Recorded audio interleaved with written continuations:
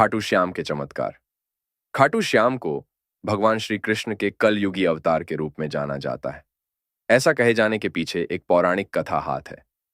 एक बार जब लक्षाग्रह की घटना के बाद पांडव वन वन भटक रहे थे, उस समय उनकी मुलाकात हिडिंबा नामक राक्षसी से होती है। वह भीम से विवाह करना चाहती थी। भीम की माता कुंती की आज्ञा से भीम और हिडिंबा का विवाह हुआ। उनको घटोत्कच नामक पुत्र हुआ।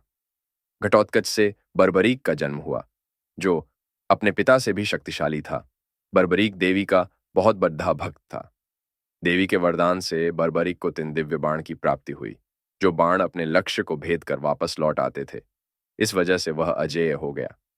महाभारत के युद्ध के दौरान बर्बरीक युद्ध देखने के लिए कुरुक्षेत्र जा रहा था। श्री कृष्ण जानते थे कि अगर बर्बरीक इस युद्ध में शामिल हो गया तो युद्ध का परिणाम पांडवों के विरुद्ध में होगा। बर्बरीक को रोकने के लिए श्री कृष्ण ने ब्राह्मण का रूप लिया और पूछा कि तुम कौन हो और कुरुक्षेत्र क्यों जा रहे हो। श्री कृष्ण को जवाब देते हुए बर्बरीक ने कहा कि वह एक दानी योद्धा है और एक बाण से महाभारत के युद्ध का निर्णय कर सकता है। श्री कृष्ण ने उसकी परीक्षा लेनी चाहिए तो उसके एक बाण से पीपल के पेड़ के सारे पत्ते छेद हो गए, लेकिन एक पत्ता श्री कृष्ण के पैर के नीचे था। इस वजह से बाण पैर पर ही ठहर गया। श्री कृष्ण समझ गए थे कि अगर यह युद्ध में शामिल हुआ तो परिणाम पांडवों के विरुद्ध में होगा। इसलिए उसे रोकने के लिए श्री कृष्ण ने कहा कि तुम बड्ढे पराक्रमी हो, मुझे कुछ दान में नहीं दोगे। तब बर्बरीक ने मांगने को कहा तो श्री कृष्ण ने उसका शीश दान में मांगा। तब बर्बरीक समझ गया कि यह कोई ब्राह्मण नहीं है। तब उसने श्री कृष्ण से वास्तविक परिचय देने को कहा। जब श्री कृष्ण ने उनका वास्तविक परिचय दिया तो बर्बरीक ने खुशी खुशी अपना शीश श्री कृष्ण को दान देने का स्वीकार कर लिया। उसके बाद फाल्गुन शुक्ल द्वादशी को अपना शीश श्री कृष्ण को दान किया।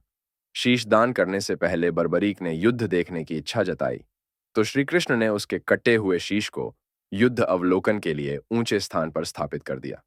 युद्ध जीतने के बाद पांडव विजय का श्रेय लेने के लिए वाद विवाद कर रहे थे। तब श्री कृष्ण ने कहा कि इसका निर्णय बर्बरीक का कटा हुआ शीश करेगा। तब बर्बरीक के कटे हुए शीश ने बताया कि युद्ध में श्री कृष्ण का सुदर्शन चक्र चल रहा था। इस वजह से कटे हुए वृक्ष की तरह योद्धा रणभूमि में गिर रहे थे और द्रौपदी महाकाली के रूप में योद्धाओं का रक्तपान कर रही थी। और इससे खुश होकर श्री कृष्ण ने बर्बरीक के कटे हुए शीश को वरदान दिया कि तुम कलयुग में मेरे श्याम नाम से पूजे जाओगे। तुम्हारे स्मरण मात्र से भक्तों का कल्याण होगा।